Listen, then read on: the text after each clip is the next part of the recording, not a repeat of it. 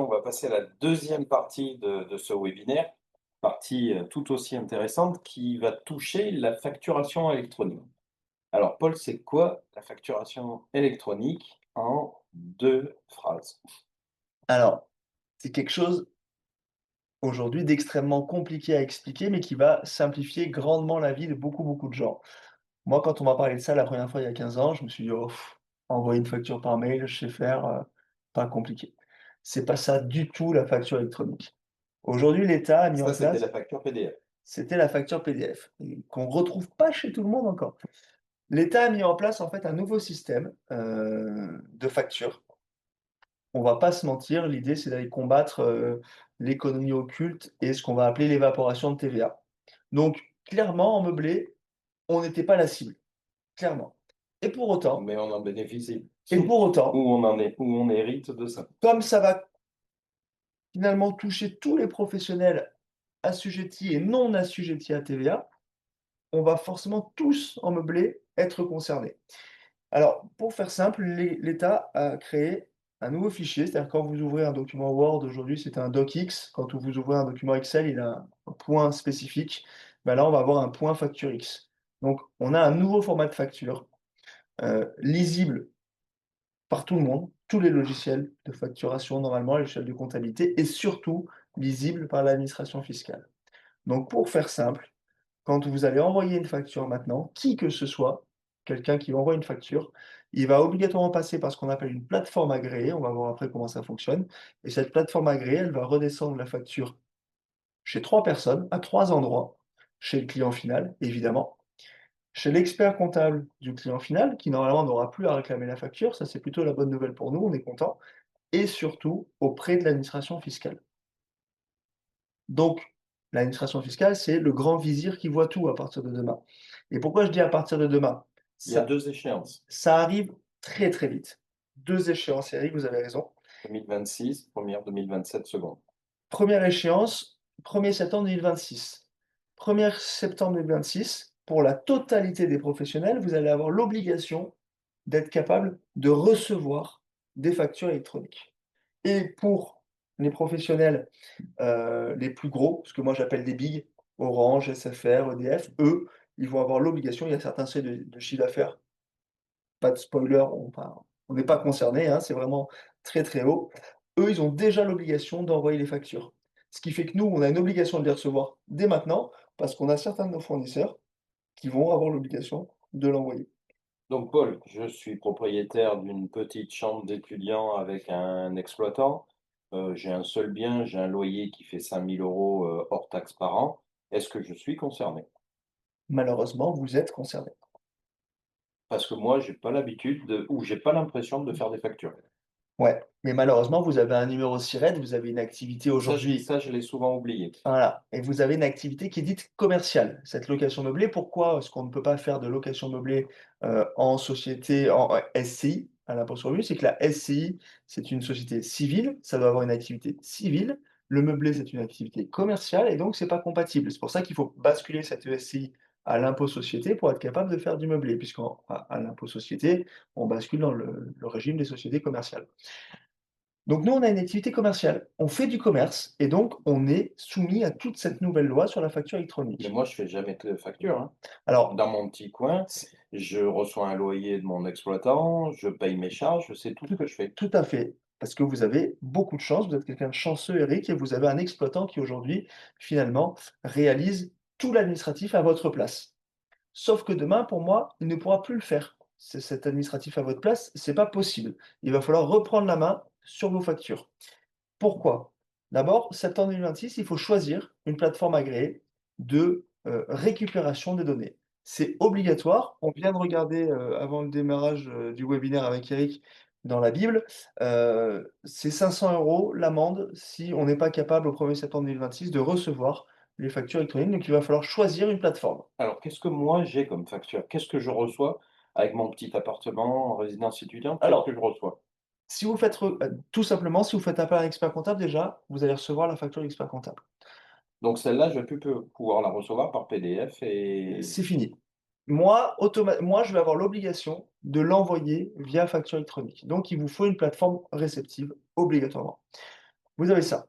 Vous avez l'assurance propriétaire non occupant que tout le monde doit avoir de façon obligatoire. Ces 2 là, déjà, c'est certain et ensuite, vous avez tous les frais d'entretien de vos locaux. Si on me change un ballon d'eau chaude, si on me change Un une ballon plaque d'eau de chaude, un coup cuisson. de peinture, une plaque de cuisson, et alors là, on parle résidence-service, mais si Mmh. on va plus loin sur, Christine qui vraisemblablement n'avait pas de la résidence-service, là, pour le coup, elle fait appel à un serrurier, tout bêtement, facture électronique. Heu, Ça va augmenter encore ce champ. Si on prend, si on fait une colocation pour les étudiants et qu'on prend EDF, internet pour eux et qu'on leur met à disposition finalement une coloc, j'allais dire all inclusive, bah, on reçoit ces factures. Il faut qu'on soit capable de les recevoir. Donc là, vous êtes en train de me dire que d'ici 6 mois, ma vie va changer. Je suis en train de vous dire qu'il y a une urgence et que surtout il va falloir choisir, pour tous ce qu'on va appeler une plateforme agréée avant le 1er septembre. Alors, très bonne nouvelle, normalement c'est gratuit.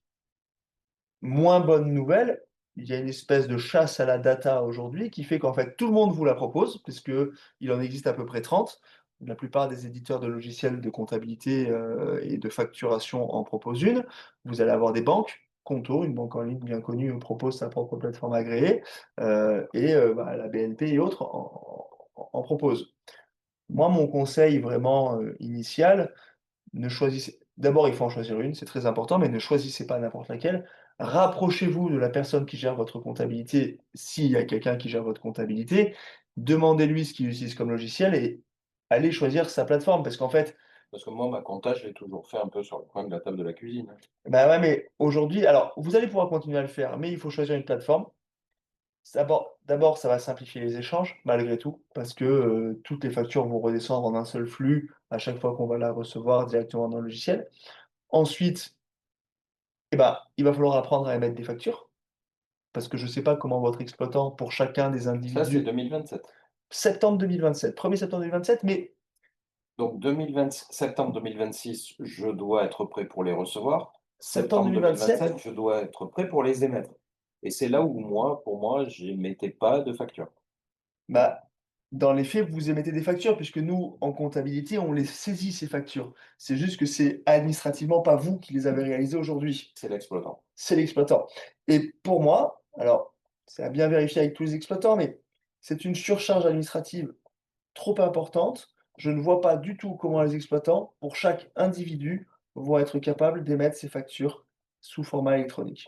D'autant plus que cette facture électronique, D'ailleurs, ils en parlent pas et j'en ai questionné plusieurs, on me dit, on me répond pas ou on me répond assez vaguement. parce que qu'est-ce qui se cache derrière cette facture électronique? C'est ce que je vous disais en préambule, le combat de l'État, c'est la fraude fiscale. C'est ce qu'on nous dit tout le monde, de droite, de gauche, peu importe. On ne veut pas descendre le train de vie de l'État, on veut aller chercher plus de recettes. Et chercher plus de recettes sans taxer plus de gens, ça veut dire la fraude fiscale. Et donc le combat numéro un, c'est la TVA. C'est la TVA, c'est terrible comme fraude. Je vous fais une facture TTC, vous me payez de la TVA, donc c'est pas mon argent. Moi, je vous ai facturé le hors taxe, ça c'est ma prestation, j'ai le droit, c'est normal, c'est légitime. Par contre, je rajoute le petit chapeau TVA et ça, c'est quelque part l'argent de l'État. C'est comme si vous me fichiez 50 balles pour redonner 50 balles à côté. Et moi, je les rends pas à Et l'État. là, on l'avait vu l'année dernière dans un webinaire justement, il y avait quand même beaucoup, beaucoup de confusion à savoir est-ce que je suis assujetti ou pas à la TVA? Parce que je suis en franchise de TVA. Tout à fait. Beaucoup de copropriétaires nous disaient: je ne sais pas comment je suis et si, je collecte de la TVA, je dois la rendre» et beaucoup nous disaient: «J'en collecte, mais je suis pas sûr de la rendre». On est bien d'accord. Et jusqu'à présent, c'était comme ça. Voilà. Et l'État pouvait pas avoir de visibilité là-dessus, il aurait fallu qu'il vienne faire un contrôle fiscal pour ce qu'il se rende compte. Là, maintenant, l'État, quand vous allez émettre une facture, il va la recevoir. Et donc, si sur la facture, il y a marqué hors taxe, TVA, TTC, le montant de TVA, c'est pas votre argent, c'est le sien. Et il va le savoir instantanément. Donc, si derrière, j'ai pas une déclaration de TVA qui lui rend, ou qui en tout cas fait ressortir cette TVA collectée, on va se mettre en zone de risque. Et en zone de risque, plus, plus, plus. Oui, parce que là, tout va être, fait. En fait, ça va être automatisé. Jusqu'à maintenant, on se disait: «Ouais, mais attends, Paul, un humain quand même, vu ce que ça coûte, s'ils doivent dépêcher un humain sur place pour venir me Je leur disais récupérer, aussi: «Le montant est tellement voilà, petit qu'ils viendront jamais me pour me chercher». récupérer 500 balles de TVA, l'humain, il a coûté 1 500, je suis pas dans la zone de risque». Mais et c'était vrai, on n'était pas dans la zone de risque, donc à part se faire peur, autour d'un barbecue pour dire: «Ah, tu as pas payé ta TVA», franchement, ça allait. Bah, là, maintenant, ça va être des robots, ça va être automatisé avec une relance automatique. C'est fini, on est tous dans la zone de risque. Je veux dire, il y a plus personne qui peut y échapper. Donc moi, effectivement, même si c'est septembre 2027, cette obligation d'émettre des factures, je vous invite tous et toutes à commencer à y réfléchir, à commencer à se poser les bonnes questions, à commencer à trouver des partenaires, en fait, qui vont vous permettre d'éditer ces factures. Parce que, encore une fois, moi, je travaille avec Penny Lane, par exemple, pour ne pas les citer. Penny Lane, la plateforme agréée, pour le moment, elle est gratuite. Le logiciel de facturation compatible FactureX aux normes et lié directement avec la facture, la plateforme agréée, il est gratuit. Pour dire, il n'y a pas de surcoût, c'est éventuellement un surcoût, énergie, puisqu'en temps administratif, ou se faire accompagner d'un expert comptable qui le fera à votre place. Je veux dire, tout ça, c'est des questions, c'est des choses qui peuvent être envisagées, mais vous allez avoir l'obligation de passer, je entre guillemets, par cette facture, électronique qui va concerner 100 des professionnels et ce qui se cache derrière ça, c'est que ceux ou celles qui jusqu'à présent, recevaient des factures TTC, émis, par le bailleur et ils faisaient comme ça et ils avaient encaissé 6 000 € TTC, bah, demain c'est plus 6 000 € TTC, hein, c'est 500 € de TVA et 5 500 € hors taxes, dans le meilleur des mondes. Et il va falloir la rendre puisque comme en face, on vient de voir qu'on avait très peu de charges, très peu de ch qui dit très peu de charges dit très peu de TVA déductible. Il y a pas de TVA sur les assurances. Si vous avez la chance de ne pas avoir fait de travaux, sur votre bien, bah, il y a pas de charge et donc il va y avoir, de la TVA même à 20 sur les honoraires d'expert comptable. Ça va représenter quoi? 70 € à l'année, 100 € au maximum de TVA. Donc il va y avoir de la TVA collectée. Donc il faut se préparer à septembre 2026 pour recevoir et autant se préparer à recevoir, on se prépare à émettre et là, Ouais, c'est un vrai changement, dans les propriétaires de résidences gérées, je reviens là-dessus. Vu que ce travail était fait par les exploitants, il était tellement anormal qu'il est devenu, normalement anormal. C'est parce qu'on n'avait même plus l'impression de faire des factures. c'est ça. Et moi, pour moi, il faut se préparer dès maintenant, il faut choisir son «partenaire» entre guillemets, mais au-delà de ça, pour tous les gens qui faisaient comme ça avec la TVA, il faut quand même se poser la question de la rentabilité du bien aussi. Parce que celui à qui on va enlever 10 de chiffre d'affaires, de TVA, il va si demain vous touchez vraiment 10 de moins, est-ce que ma rentabilité, c'est la même? Est-ce que c'est acceptable? Est-ce que j'ai envie de garder ce bien? Est-ce que c'est pas l'heure de changer, ou d'arbitrer? C'est quand même toutes ces questions-là qui vont qu'on va être amené à se poser parce que, vraiment j'insiste, jusqu'à présent, on pouvait passer entre les mailles du filet. Et là, ça va être impossible. Pour moi, maintenant, c'est terminé. Alors, encore une fois, on n'était pas du tout la cible. C'est pas pour vous, qui sont en train de faire cette loi. On est quelque part un dommage collatéral. Alors, on est un dommage collatéral parce que jusqu'à présent, c'était du particulier qui faisait de la gestion professionnelle un petit peu, comme ça et que l'État avait dit: «Je Elle regarde pas trop, hein». elle venait là de la confusion. Voilà, On n'avait pas l'impression, d'être, professionnel. On est professionnel d'accord. On est bien d'accord. et le fait que les exploitants prenaient à charge aussi l'émission de la facture, puisqu'on le voit sur les factures émises par les gestionnaires, il est toujours bien précisé, société d'exploitation X émet la facture au nom de monsieur et madame Y. Donc on avait bien une identité, de la personne qui émettait, qui n'était pas en fait Mmh. le professionnel. C'est ça. Pour moi, il va y avoir un petit sujet administratif, mais qui n'est pas lourd et les experts comptables savent très bien accompagner. Enfin, c'est un faux sujet. Par contre, vous allez vous rendre compte que vous êtes un vrai professionnel concerné par toutes ces lois-là et soumis aux mêmes charges. Alors, on en avait déjà parlé, en fin d'année dernière quand on avait fait un webinaire ensemble. Il existe une franchise en base de TVA jusqu'à 37 500 €. Ça peut valoir le coup. Alors, c'est vrai que souvent, ceux qui sont à TVA, la simple et bonne raison d'être à TVA, c'est C'est parce que que nous récupérer les nouveaux. exactement, c'est parce que vous avez récupéré la TVA au moment de l'achat. Mais il y a peut-être un calcul à faire, il y a quand même quelque chose à voir. Si ça fait ceux qui ont le bien depuis plus de 20 ans, puisque c'est de la réversion de TVA par 20e, vous êtes sortis, vous n'êtes pas obligés d'être à TVA. Ceux qui font du meublé, classique, qui sont, pas en résidence service, normalement vous êtes hors champ de TVA, sauf si vous faites du para-hôtelier, bon, ce qui est relativement rare. Donc voilà, il faut faire attention, mais c'est vraiment derrière cette facture électronique, derrière cette complexité administrative qu'on vient rajouter, il y a aussi, bah, qui va perdre quoi, hein, quelque part? Parce qu'il y a pas grand-chose à gagner, hein, on Mmh. va pas se raconter l'histoire. C'est vraiment, de la mise en place administrative, mais attention, les amendes, c'est simple, c'est donc 500 € d'amende si, on n'a pas la plateforme réceptive et après c'est 50 € par facture à partir du moment où on les a pas envoyés, sous format facture X et facture électronique. Donc ça peut chiffrer Et sur la très vite réception aussi? et sur la réception aussi. Donc ça peut chiffrer très vite. Parce qu'on se dit: «Oh bon, mais bon finalement 12 factures à 50 €, ça fait quand même déjà 600 balles. Celui qui a 3 appartements, ça fait 1 800 et cetera, et cetera, et cetera». Bon, voilà, il y a pas d'intérêt à se dire, «Je suis pas concerné aujourd'hui». Je pense que c'est un sujet qu'il faut prendre, Donc à bras le corps. en résumé, une grosse, prise de conscience de qui je suis, Mmh. ou qui j'étais déjà puisque j'avais un petit peu oublié mon statut au préalable. 2 gros changements à venir, septembre 2026, septembre 2027. Autant être prêt septembre 2026, autant comprendre aussi ce qui se passe et ce qui va se passer. Et le fonctionnement qu'on va Chaque me fois demander, que je c'est vais ça. recevoir une facture dès septembre 2026, il va falloir que je passe par cette plateforme. Chaque fois que je vais émettre une facture en septembre 2027, il va falloir que je passe par cette plateforme.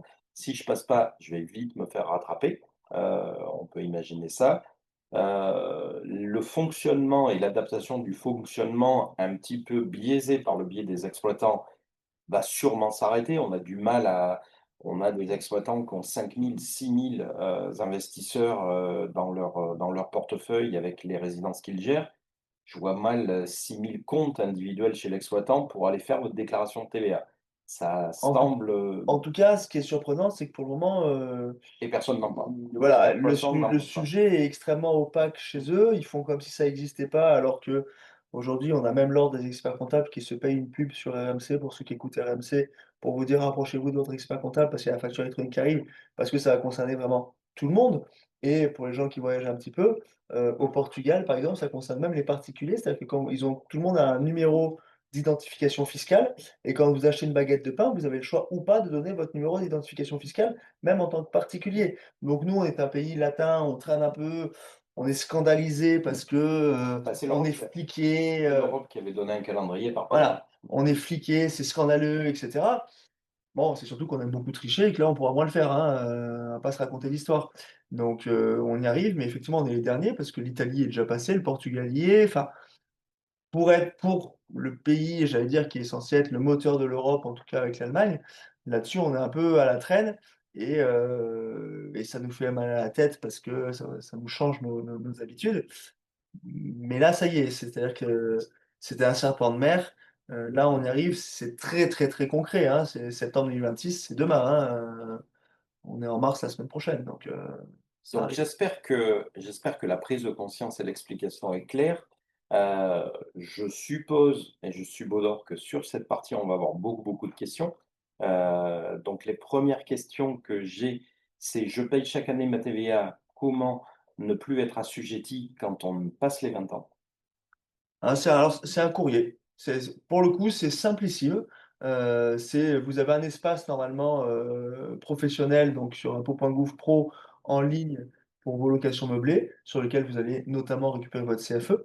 Là-dessus, il doit y avoir une messagerie et sur la messagerie, normalement, vous faites un bête courrier: «Je sous-signé monsieur X, déclare être propriétaire d'un bien depuis X, avoir payé ma TVA depuis X et donc avoir dépassé 20 ans et ne souhaite plus être assujetti à TVA à partir du 1er janvier 2026 ou 2027 en fonction de quand, puisque ça fait 2 ans qu'on ne dépasse pas les seuils de franchise en base de TVA et donc on souhaite redescendre en franchise en base de TVA. Par contre, attention, il faut que j'informe mon exploitant qu'il me Alors, verse un loyer qui n'était plus un loyer hors taxe, qui n'était plus le loyer TTC. exactement, Donc c'est-à-dire là, on a aussi une remise en question du revenu puisque 100 €, on n'aura plus 100 €, oui, mais si, la personne qui nous a posé la question faisait bien sa déclaration, finalement cet argent était déjà pas dans sa poche. mmh. Il ne faisait que transiter, donc c'était une complexité administrative pour lui, il le rendait à l'État. Là, ça fait plus de 20 ans, il préfère ne plus toucher la TVA et être beaucoup plus apaisé finalement, au niveau administratif. Donc si c'était bien fait, ça ne changerait pas. Celui qui effectivement faisait un petit peu comme ça, il va perdre 10 de rentabilité. On est bien d'accord? Alors j'ai d'autres questions qui s'affichent. Comment choisir sa plateforme? Où la trouver? Et puis une note qui ressemble un peu: «Mon comptable peut-il le faire?»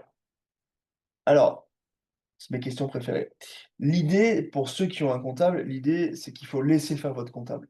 Si vous en avez pas encore parlé, par contre, je tape pas sur les copains, mais quand même, posez-vous la question Parce qu'on est à 6 mois de la première de échéance. l'accompagnement et surtout que c'est notre sujet majeur sur tous les congrès depuis maintenant, je dis pas une dizaine d'années, mais quand même, je vous dis, c'est ce vieux serpent de mer qui revient, parce qu'en fait, il y a beaucoup de gens qui ont peur que ça leur prenne leur travail, hein. Donc je veux dire, c'est vraiment quelque chose au niveau de la profession qui a été débattu, que tout le monde connaît. Donc si votre expert comptable ne vous en a pas encore parlé, posez-vous quand même la question de l'accompagnement.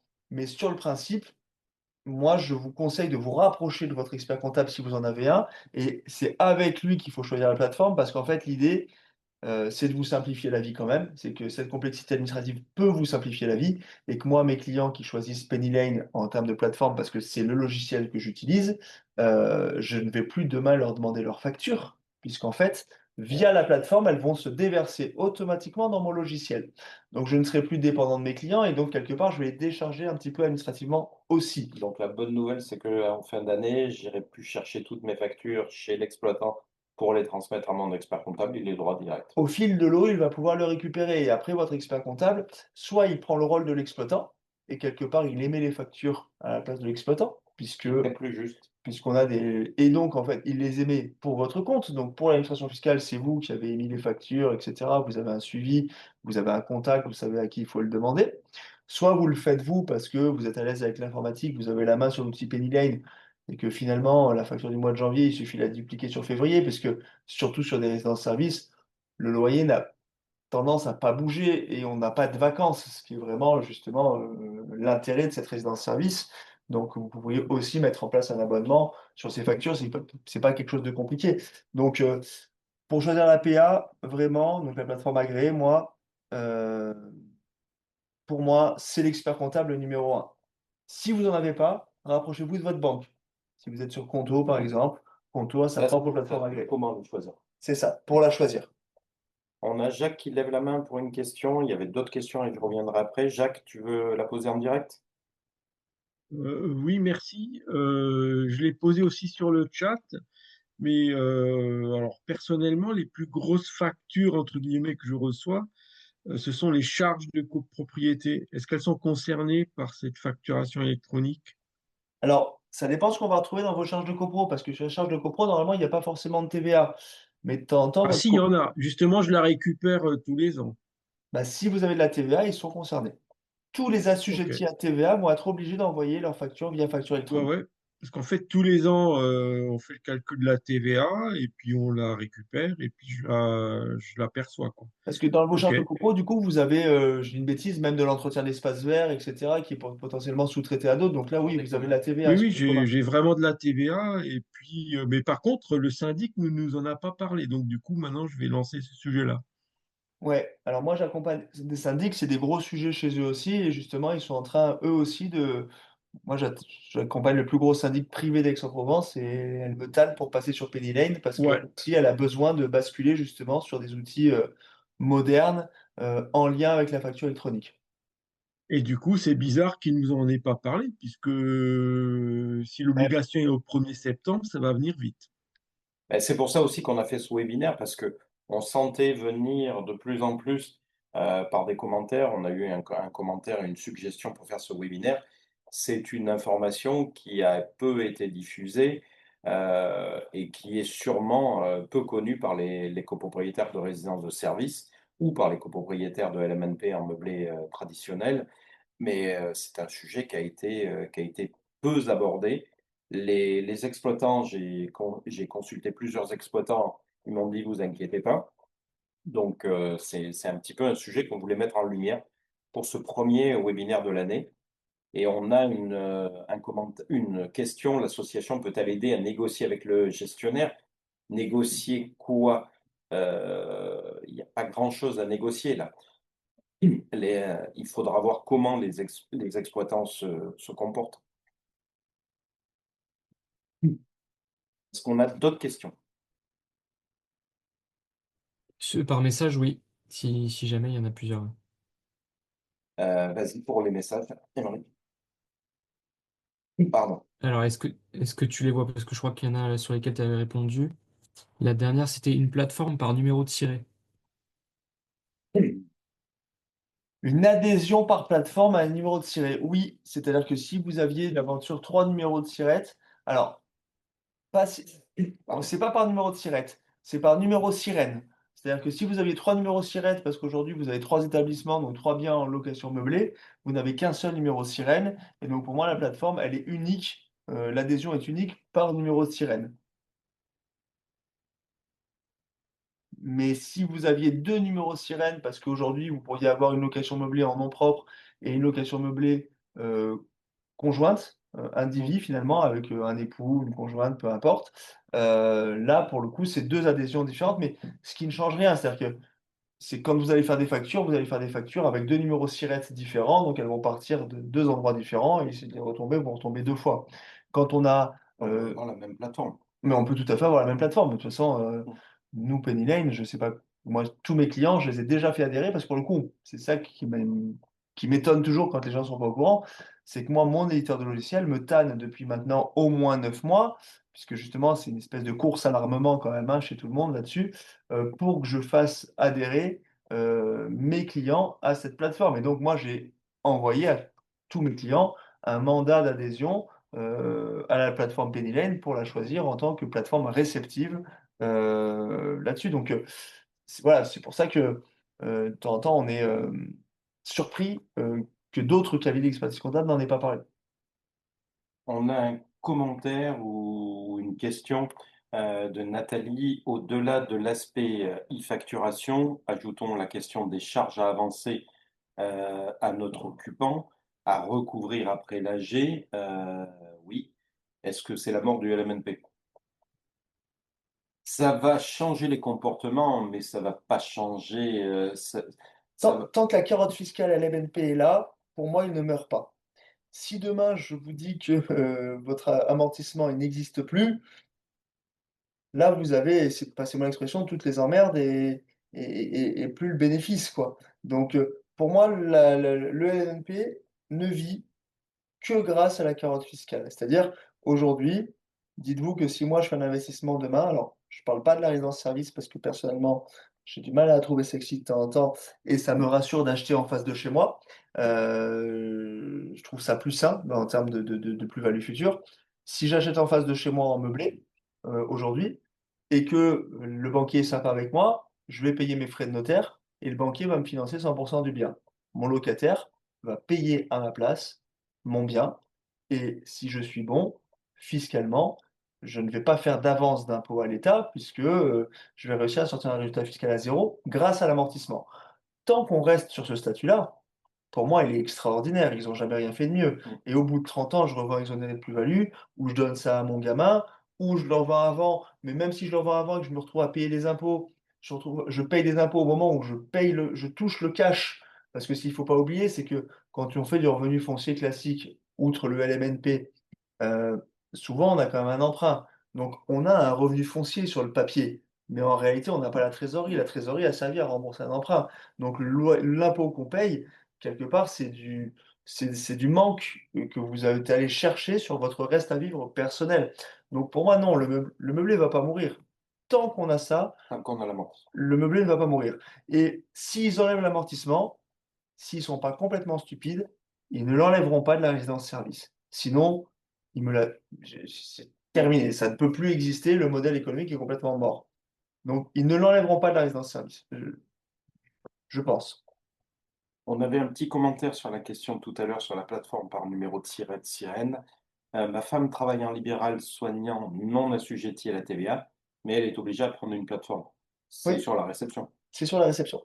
C'est sur la réception, tout à fait. Les infirmiers, typiquement infirmiers, kinés, tout ce qui est profession médicale non assujetti à TVA. Par contre, moi, je vais leur envoyer une facture, il va bien falloir qu'ils puissent la réceptionner.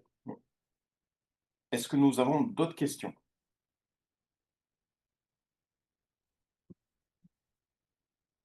J'espère que tout le monde n'est pas abasourdi. C'était sûrement parce que c'était encore une fois très bien expliqué. vous laisse encore la possibilité de poser des questions. J'espère que les explications étaient claires dans le sens où ce qui a été la pratique ces dernières années va changer par l'apparition de ces deux événements 2026-2027. Je réceptionne et je dois émettre les factures. Il y avait quand même autour de la résidence gérée du LMNP des choses qui étaient un petit peu anormales, qui vont se remettre un petit peu dans le cadre. Je le disais souvent l'année dernière lors de Zoom, de réunions, que est-ce qu'on aurait imaginé si on était propriétaire et qu'on louait à un locataire, que ce soit notre locataire qui fasse sa propre quittance de loyer? Non, eh bien, en résidence gérée, c'était le cas, puisque c'est notre locataire, l'exploitant, qui faisait la facture pour nous et en notre nom Ouais. pour lui. Mais encore une fois, comme on n'achetait pas un bien immobilier, mais comment dire, quelque part un produit financier, une rentabilité, tout était fait pour que ce soit extrêmement simple et que vous n'ayez pas en tant que propriétaire à intervenir. Donc, quelque part, c'était bien fait. C'est juste que ce système risque d'avoir ses limites avec ces changements de réglementation, tout simplement. Moi, j'aurais une question par rapport à ce que vous venez de dire là. Le fait que les factures soient nécessairement enregistrées sur une plateforme, est-ce que cela veut dire que, par exemple, pour le syndic qui gère nos logements, on n'aura plus besoin d'aller sur leur site à eux pour consulter tous nos documents comptables? Eh ben, normalement, c'est l'idée, c'est-à-dire que eux aussi vont être soumis à l'obligation, et donc normalement, vous allez recevoir, alors la personne qui reçoit la facture va la recevoir via la plateforme agréée. Tout à fait. Ils sont- Attention, sur l'extranet du syndic, il n'y a pas que des factures, il y a tous les documents de la les règlements de copropriété, copro, toutes ces choses-là. il y a les décisions d'assemblée générale, donc l'extranet du syndic ne disparaîtra pas. Par contre, la facture passera par une autre plateforme. C'est ça. Normalement, ils n'auront plus l'obligation de vous envoyer vers l'extranet pour récupérer la facture. Merci.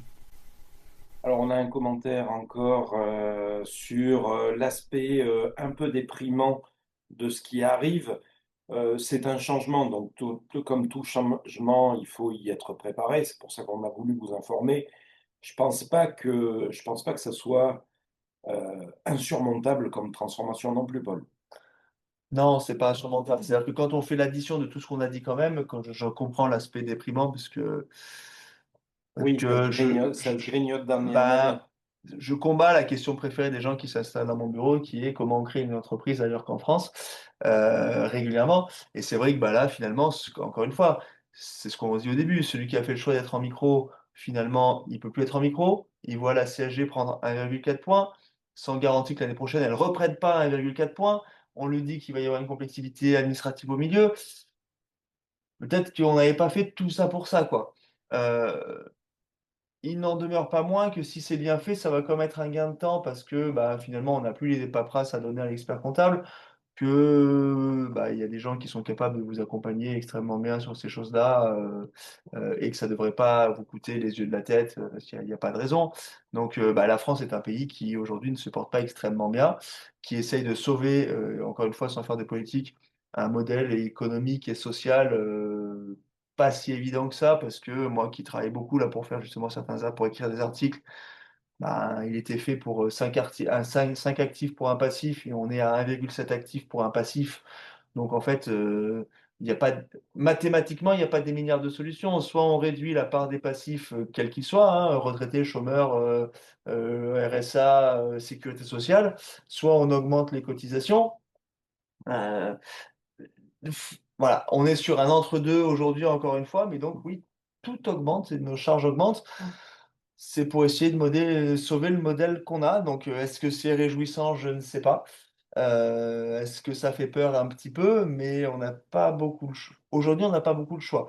On n'a pas beaucoup de choix. Et ce qu'on peut rappeler aussi, c'est que l'association, maintenant, depuis 10 ans, vous a toujours accompagné dans les changements et les cycles de vos différents investissements en résidence gérée. On sera là pour vous accompagner dans ce changement. N'hésitez pas à poser vos questions après ce webinaire. N'hésitez pas à m'envoyer des messages. N'hésitez pas à m'appeler aussi. On essaiera de vous guider et répondre à vos questions pour que ce changement se passe le mieux pour vous. Ouais, moi je pense que comme tout changement, pour ceux qui n'ont pas peur, ça peut être des vraies opportunités. Parce que, par exemple, typiquement, bêtement, moi, j'arrête pas de dire: «Ah, moi, je vendrais en résidence-service», puisqu'aujourd'hui, finalement, je peux pas vraiment le léguer à mes enfants, je peux pas m'en servir si mon gamin veut aller à l'école et cetera. OK, je vendrai. Bon, donc il y a plein de gens qui vont adhérer à ce que je dis.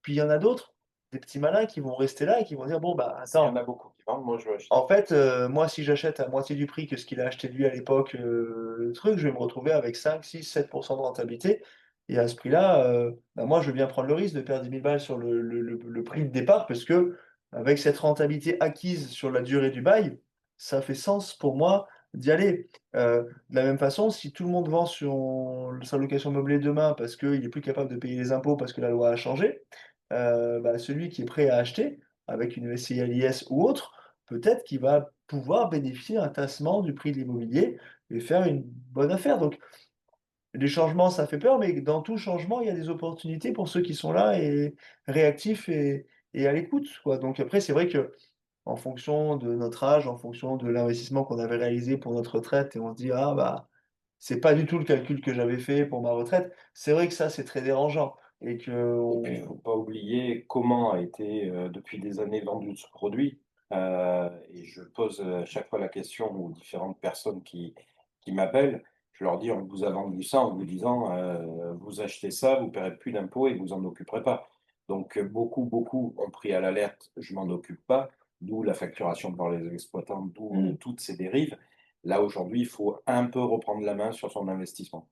Oui, puis surtout quand on dit reprendre la main, pour moi, j'insiste un peu, c'est même sur le calcul de La gestion, rentabilité, la gestion, parce qu'on parle de calcul de rentabilité, mais votre rentabilité, elle est réelle si au moment où vous sortez, vous récupérez ce que vous avez mis au départ à minima, voire vous avez un peu de plus-value. Si quand vous sortez, on vous explique que votre bien, il vaut 50 de ce que vous l'avez payé au départ, la rentabilité, elle est grignotée. voilà. Et Mmh. c'est vrai que ça, souvent, on n'en a pas conscience. Heu, Moi, le premier, quand je vois les annonces, je me dis: «Ah, c'est pas mal». Bah, c'est pas mal, sauf que si le bien que j'ai payé 100, 9 ans après, je le revends 70 ou 50,